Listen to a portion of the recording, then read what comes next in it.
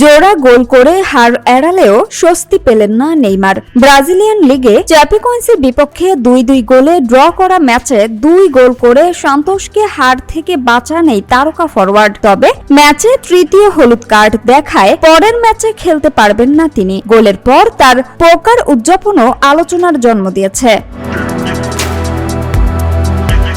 Villa বেলমিরোতে অনুষ্ঠিত ম্যাচের 36তম মিনিটে প্রথম গোল করে তাস বিলানোর ভঙ্গিতে উদযাপন করেন নেইমার। সম্প্রতি ব্রাজিলিয়ান পোকার চ্যাম্পিয়নশিপে অংশ নেয় সমালোচনার মুখে পড়েছিলেন তিনি। সেই সমালোচনার জবাব দিতেই এমন উদযাপন করেছেন বলে মনে করছেন অনেকে।